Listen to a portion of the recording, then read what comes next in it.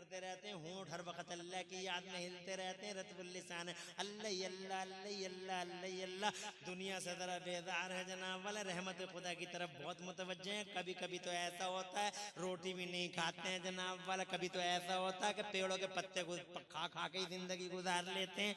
और जनाब अब इधर जा रहे हैं अब उधर जा रहे हैं, बस अल्लाह की रहमत की तरफ लगे हुए हैं। अल्लाह ताला के रसूल फरमाते हैं मन कान लिल्लाह कान अल्लाह लहू, जो अल्लाह का हो जाता है अल्लाह उसका हो जाता है। आज ये दरिया के किनारे जा रहे हैं और दरिया के किनारे जनाब वाला इसी हाल में अल्लाह अल्लाह अल्लाह अल्लाह करते हुए जा रहे हैं। हज़रात मोहतरम जब ये दरिया के किनारे चलते रहे, इन्हें भूख का एहसास हुआ, पत्ते खाए और पत्तों से जनाब वाला भूख मिटी, मगर जनाब वाला और आगे बढ़े तो आउट ऑफ कंट्रोल हो गए जज्बे और एहसास जनाब वाला, जरा बेसाख्तगी के आलम में हजरत अबू साले जंगी दोस्त ने भूख के आलम में देखा कि दरिया में एक सेब बहता हुआ आ रहा है। हाथ चारों नाचार सेब की तरफ बढ़ा, सेब उठा लिया और वो दरिया का सेब था, बहता हुआ आ रहा था, कोई फतवा नहीं लगाया जा सकता, बहता हुआ आ रहा था हजरत मोहतरम, मगर तकवे के इंतहाई मेयार पे फाइज थे। वो सेब उठा लिया और सेब उठाने के बाद थोड़ा सा वो सेब जनाबे वाला खाया था, हलक के नीचे चला गया, रो पड़े झिझोड़ झिझोड़ के। आपके तकवे ने आपको पुकार के कहा अबू साले अब तूने सेब खा लिया, बगैर इजाजत के खा लिया, पता नहीं कौन इसका मालिक होगा, पता नहीं अब तेरा खून कैसे बनेगा, तेरी सोच कैसी बनेगी। अल्लाह अकबर, ये तकवे का मेयार है, वालिद साहब के तकवे का मेयार, हजरत अबू साले के तकवे का मेयार। अभी शादी नहीं हुई है हजरत अबू साले की, अंदाजा लगाइए ये अल्लाह का फजल भी है और हाथों की कमाई भी है। जैसा पेड़ वैसा ही फल। आज तक मैंने तो कभी नहीं सुना कि आम के पेड़ पे अमरूद उतरा है। तुमने सुना है कि अमरूद के पेड़ पे कभी पपीता उतरा? अरे खरबूजे की बेल पे कभी तरबूज देखा? तरबूज की बेल पे कभी लौकी? जैसा पेड़ वैसे ही फल जनाबे वाला गौसे आदम रज़ियल्लाहु ताला अन्हु का ये पेड़ देख लो, फल खुद बखुद समझ में आ जाएगा। एक सेब खा लिया है, सेब पूरा नहीं खाया, एक अन्ना सा हिस्सा हलक के नीचे चला गया, रो पड़े, अल्लाह से माफी मांगते रहे, कह कर दी उंगलियां डाल डाल के, मगर फिर भी ये तारीफ साज फैसला ले लिया कि मुझे वापस जाना चाहिए, सेब के मालिक का पता लगाना चाहिए, उससे माफी मांगनी चाहिए। एक वो थे हम तुम है जनाब वाला, हम तुमों की हालत भी देख लो, सिंगाड़े का रेट करते ही करते, सिंगाड़े चल रहे हैं, सिंगाड़ों का रेट करते ही करते दो चार सिंगाड़े इधर उधर कर देते हैं हम और तुम, और मूंगफलियों का भाव पूछते ही पूछते दो चार मूंगफली अंदर बाहर हो जाती, एहसास भी नहीं होता। एक वो है बगैर इजाजत के सेब खा लिया, मुझे माफी, मुझे पता लगाना होगा। आज कुल मिलाकर बहुत छोटे से वक्त में छोटी सी बात करूं, ब्रीफली शॉर्टली आपको बता दूं कि कई दिनों का सफर किया आपने पैदल ही पैदल, और उस बाग का पता लगाया जिस बाग से ये गया था, उस बाग के अंदर दाखिल हुए, आखिरी बात, उस बाग के अंदर दाखिल हुए, उस बाग में जो बाग वाले थे वो भी अल्लाह के मुमताज वलियों में से एक वली थे, नाम था उनका हजरत अब्दुल्ला सौमई। इस तरीके से मसनद पे हाथ रख के, कोहनी रख के और अपना हाथ रुखसारों पर रख के अल्लाह ही अल्लाह कर रहे थे। चेहरे पे सुभान अल्लाह नूर ही नूर था, और सुभान अल्लाह सुभान अल्लाह और सुभान अल्लाह सुभान अल्लाह। उनके बालों में सफेदी और सियाही की आमेदिश थी, चेहरे पे बड़ा ही नूर था, ऐसे जैसे नूर का गाज़ा मसल दिया गया हो। और वो खुदा की कसम अल्लाह अल्लाह कर रहे थे। पहुंच गए, बोले अस्सलाम वालेकुम हुजूर, कहने लगे वालेकुम अस्सलाम। पूछा जी बताइए क्या बात है? तो कहने लगे कि हुजूर बहुत दूर से आया हूँ, आपके बाग से एक सेब चला गया होगा, इस दरिया के अंदर गिर गया होगा, वो सेब आगे पहुंचा कई दिन की मसाफत पर, वो सेब मैंने उठा लिया था, भूख लग रही थी, थोड़ा सा खा लिया था और बस एहसास बेदार हुआ, मैंने कहा बगैर इजाजत के कैसे खा लिया, मालिक का पता लगाऊं, आपका पता लगा, आपके पास आया हूँ, थोड़ा सा सेब खा लिया, आप मुझे वो सेब का हक माफ कर दीजिए, माफी मांगने आया हूँ। अल्लाह अकबर। दिल दिल में बड़े खुश हुए और खुश होके दिल दिल में बोले अल्लाह तेरा बड़ा शुक्र है, जैसे जवान की मुझे जरूरत थी या अल्लाह वैसे ही जवान तूने मुझे बाग के अंदर भेज दिया, तूने अल्लाह मेरी दुआओं को कबूल कर लिया। सच कहा है मौला तूने कुरान शरीफ में कि जो तुझ पे भरोसा कर ले, मन यत्तकिल्लाह यजअल लहू मखरजा व यरज़ुक़हु मिन हैसु ला यहतसिब, जो तुझ पे भरोसा कर ले, जो तुझसे डरे, तू ऐसी जगहों से उसे रोज़ी अता फरमाता जिसका वो वहम गुमान भी नहीं कर सकता, तूने बैठे ही बैठे भेज दिया मौला, ऐसी जवान की जरूरत थी।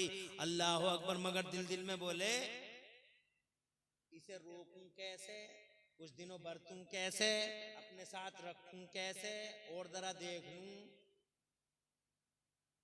बस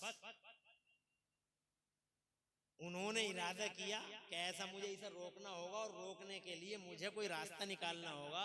तो उन्होंने एक बाईपास निकाल लिया, और वो बाईपास ये था कि फौरन गुस्से में आ गए वो, और गुस्से में आके बोले तुमने खाया ही क्यों मेरे बाग का सेब? कि हुजूर हो गई गलती। कि नहीं, खाया ही क्यों, और जब खाया है तो माफ कर दीजिए। कैसे थोड़ी कर दूंगा मैं माफ, मैं माफ जब मेरी मर्जी होगी तो करूंगा मैं माफ, और जब तक मैं माफ ना करूं, अगर तुम्हें माफी चाहिए तो मेरे बाग में रहो, मेरे बाग के पेड़ों को पानी देते रहो, जब मैं कहूंगा माफ कर दिया तो करूंगा मैं माफ, मेरी मर्जी है। अल्लाह अकबर।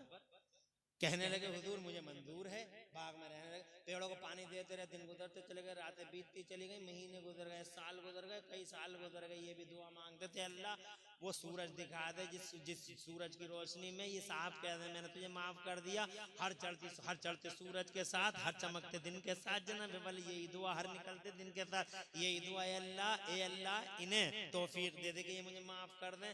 एक दिन फजर की नमाज के बाद आवाज आई अबू साले इधर आओ। खुश हो गए कि शायद दुआ कबूल हो गई, खुश हो गए, आ गए इनके पास, आके बोले जी सरकार। कहा क्यों आए थे?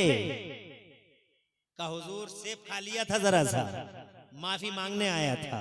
कि चाहते हो कि मैं माफ कर दूं? कि जी सरकार। कहने लगे बाग के मालिक एक शर्त है हमारी।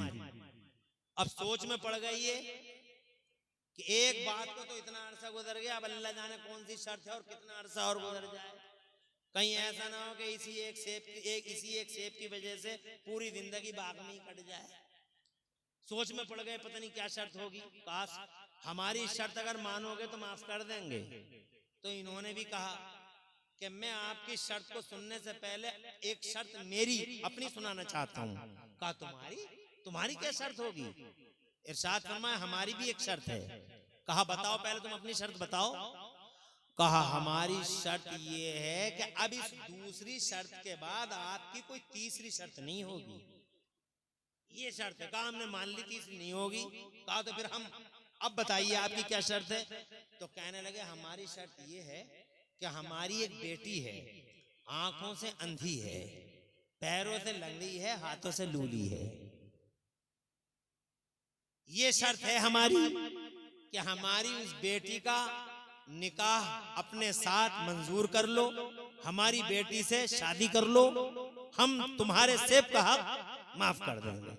जनाब वाला सोच में पड़ गया, कौन नहीं चाहता कि उसकी बीवी स्मार्ट हो, कौन नहीं चाहता उसकी बीवी हैंडसम हो, आंखों वाली हो, कानों वाली हो, पैरों वाली हो।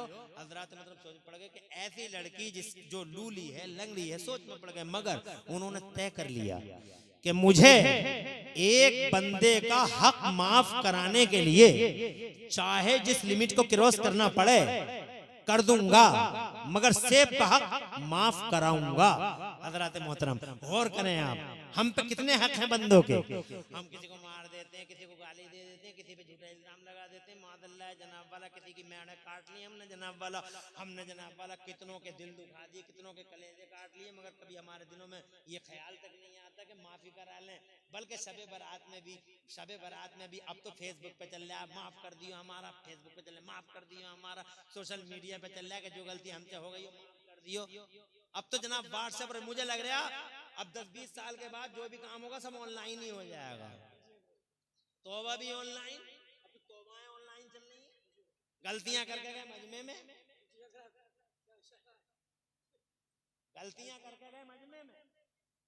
और तौबा कर ली ऑनलाइन गुजरात में जाके, तौबा कर ली मध्य प्रदेश में जाके, और गलती करके गए यहाँ। कितने खतीब हैं ऐसे जो भरे मजमे के अंदर हराम बोलते हैं, भरे मजमे के अंदर कुफ्र बक जाते हैं। यूट्यूब के खतीब हैं वो, भरे मजमे में कुफ्र 50 मरतबा तौबा कर ली, मगर कहां करी? ऑनलाइन तौबा हो रही। अबे ऑफलाइन तकरीर कर रहा है तो ऑफलाइन ही तौबा करना, मजमे के सामने ही करना। मगर हमारे जलसे वाले भी बड़े सीधे साधे भोले वाले, बुलाते हूं नहीं, चाहे 100 मरतबा तौबा हो जा, चाहे लाइन हो जा, मगर चाहिए वही, चाहे लाखों कुफ्र बक जाए वो, क्योंकि इल्म है नहीं उसके पास, बेइल्म।